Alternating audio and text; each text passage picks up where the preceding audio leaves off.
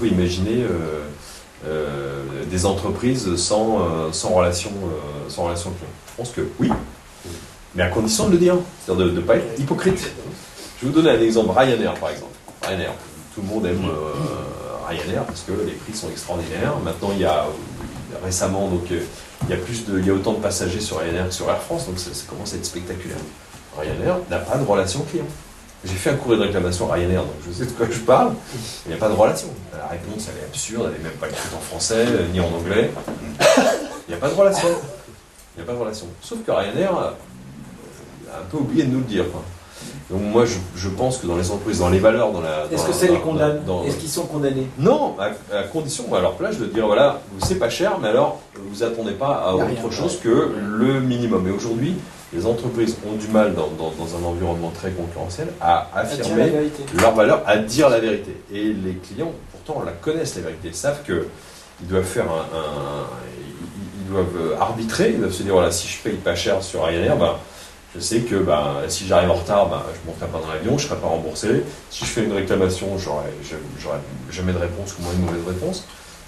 serait même presque une posture.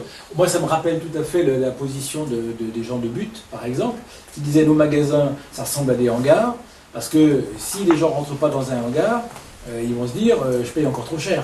Il faut bien qu'ils le payent, leur beau magasin, etc. Donc un hangar, c'est la preuve vraiment qu'on a dépensé le strict minimum dans les à côté, qu'il n'y a que le produit et on le prend et on l'emmène, etc. Et donc, on s'interdit la moindre trace de confort et de luxe, il faut que ça ressemble vraiment le plus possible. C'est juste si c'est échauffé, quoi. Et en fait, on dit, voilà, c'est pour ça que vous ne payez pas cher. Et donc, quand on est positionné comme un hard discounter, on essaie de démontrer que c'est logique que ça soit pas cher, que ça peut se comprendre, qu'il n'y a pas d'entourloupette, c'est parce qu'on a économisé sur tout. Et c'est un peu le principe, c'est-à-dire, on va faire la même chose avec la relation client, on va dire, voilà, c'est pas cher, mais c'est parce qu'on n'a même pas mis de centre d'appel, on répond pas au téléphone, etc. La relation client, c'est quelque chose de sérieux, ça doit faire partie du contrat. Voilà. Et donc, du coup, le contrat, on doit l'annoncer au départ. Et si effectivement, si on attend quelque chose de la marque pour être dépanné, pour être assisté, etc., ou si on n'attend rien, il faut le dire. Si le fait qu'on n'attend rien justifie un prix plus bas, c'est clair. Du coup, il n'y aura pas de grogne, en tout cas la grogne sera différente. Et du coup, voilà, ça fait passer une question. Je monte dans un environ pas cher, chez Ryanair ou d'autres, il n'y a pas de petit déjeuner servi, il y a un café et c'est tout, et encore, et on le sait à l'avance. Il n'y a pas de surprise. Je t'ai entendu dire la relation client c'est sérieux, et je ne m'attendais pas au développement que tu as fait après, parce que tu dis il faut dire la vérité, soit il n'y en a pas, soit il y en a, mais je me dis est-ce qu'on peut ne pas en avoir du tout, quoi, parce que quand je t'entends dire ils m'ont même pas répondu, c'était incompréhensible, etc. Pour moi, c'est inadmissible à la base, quoi. Je pense qu'on doit obligatoirement une réponse minimale, quoi. Alors, on va sortir, nous, dans quelques jours, la deuxième version de notre baromètre de l'accessibilité des sites internet. Attention. Oui, on est un peu gêné aux entournures, pour être franc, parce que...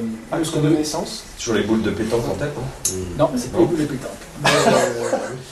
Mais ils sont toujours assez bien placés. Mais c'est vrai que... C'est d'ailleurs la question, c'est-à-dire plus on affine, plus on va trouver peut-être des variations, parce qu'on va pondérer, on va améliorer les choses.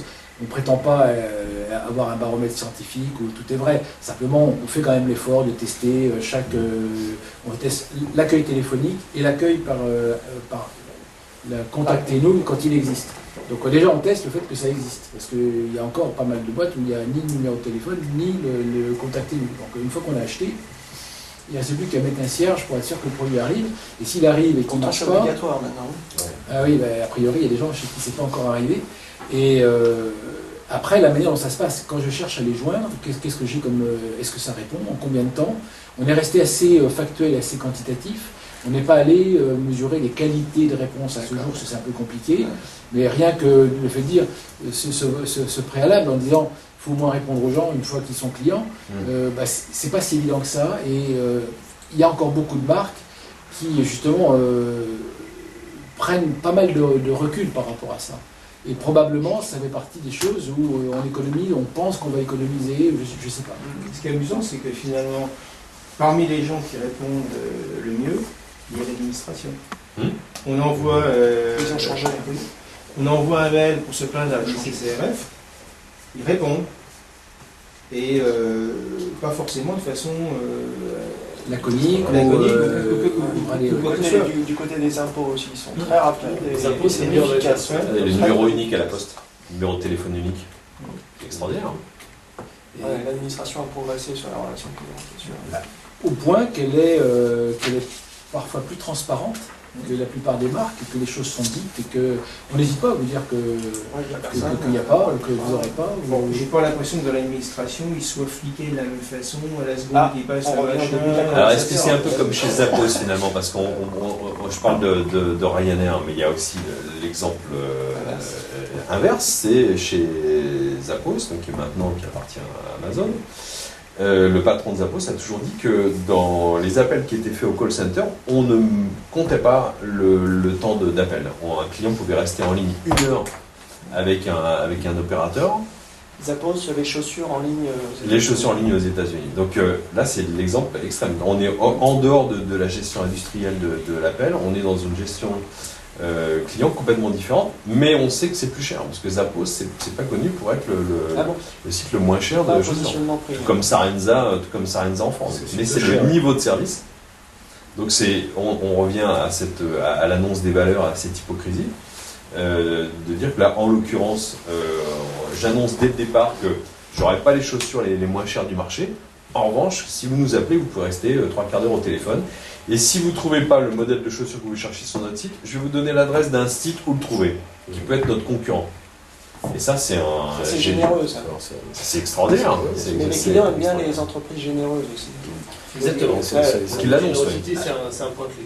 Alors, est-ce qu'il y a un modèle gagnant de service annexe, comme le sapin de Noël, oui, le vélo au Pays-Bas là, il y a un bon échange. S'il y a de la générosité de l'entreprise, si ce n'est pas uniquement du transactionnel et de l'achat, il y a une relation plus profonde qui s'instaure. Mais on vient de parler de pas mal d'exemples d'entreprises qui annoncent ou qui n'annoncent pas le fait que la relation client, pour eux, c'est optionnel, ou voire pas du tout optionnel, ça n'existe pas. Et ce sont souvent des entreprises extrêmement successful.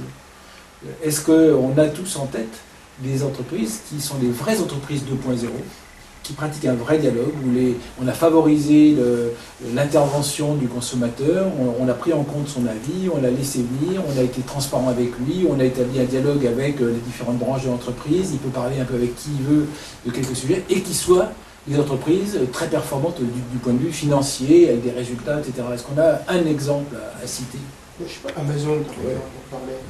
Amazon, bon, d'une part, il y a l'aspect proactif, tu achètes un bouquin, on conseille d'autres trucs, tu peux laisser ton avis, tu peux laisser ton avis même s'il est négatif, on ne te le retire pas. Parce que j'ai testé sur Windows Vista, s'il y avait quelqu'un qui voulait acheter Windows Vista tout à l'heure chez Amazon, c'est qu'il était fou. N'empêche que tous les commentaires étaient négatifs, étaient laissés. Donc quelque part, il joue le jeu. Mais un avis négatif sur Amazon ou sur les produits vont Amazon ? Sur les produits vont Amazon. Bon. C'est la limite d'abord. Bon. Et il n'y a peut-être pas de caisse, d'ailleurs, ce serait rien de leur suggérer. Et un jour, j'ai eu donc un problème d'un truc que j'ai commandé. Et à mon avis, ils ont fait une connerie, c'est de vouloir augmenter encore la vitesse du service, de la mise à disposition par les livreurs, en faisant un accord avec UPS. UPS qui est tout sauf quelqu'un qui sait travailler avec les particuliers. Donc, on se retrouve avec deux interlocuteurs, Amazon et UPS. Donc, j'ai comparé les deux services après.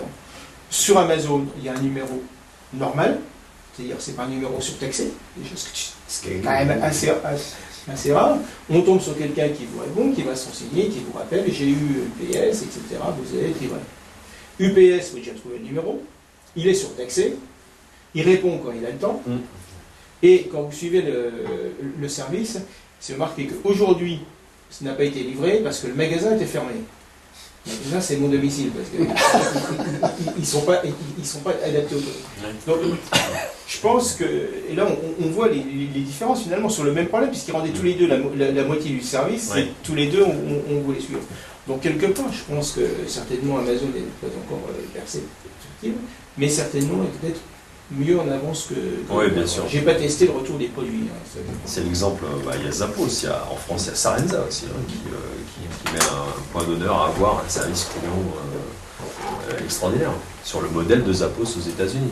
Et pas étonnant que Zappos maintenant ait été racheté par Amazon. Mais on voit aussi dans ce baromètre que plus les entreprises sont grosses, plus elles ont de clients, et plus elles ont du mal à être performantes. Alors, est-ce que ce qui est vrai pour une petite entité en phase de démarrage, Alors la question c'est est-ce qu'ils sont tombés dedans quand ils étaient petits? Parce que Amazon est vraiment tombé dedans quand ils étaient petits. Amazon c'est devenu gros, effectivement. C'est ils continuent de c'est faire devenu monter. gros. C'est gros aujourd'hui, mais vraiment le rêve de Jeff Bezos, c'est qu'il n'y ait plus de service client. Et il n'est pas loin d'y arriver, puisqu'en fait aujourd'hui, je ne sais pas si vous avez déjà eu des problèmes avec Amazon, j'en ai déjà eu, et le problème arrive à se résoudre extrêmement facilement, et sans intervention, sans forcément d'intervention humaine. Alors une entreprise française. Je pense à Sarenza, on parlait de Sarenza. Ouais. Et, parce que là, mais une entreprise vraiment... La Maïf. La Maïf. La Maïf, c'est extraordinaire. Extraordinaire. Je suis sociétaire Maïf parce que j'ai été employé de la Canif il y a 18 ans, donc je suis devenu sociétaire de la Maïf. Et je suis très admiratif de tout ce qui peut se faire. À chaque fois que j'ai eu des choses à régler avec eux, ça a toujours été fantastique. Et sur tous les canaux de relation. Est-ce qu'il y a de la collaboration à la Maïf avec les... Est-ce que le client est acteur de la Maïf? À ma connaissance, non, mais en revanche, il peut assister à l'Assemblée Générale en tant que sociétaire. C'est pas lui qui va façonner le produit. Non, j'ai pas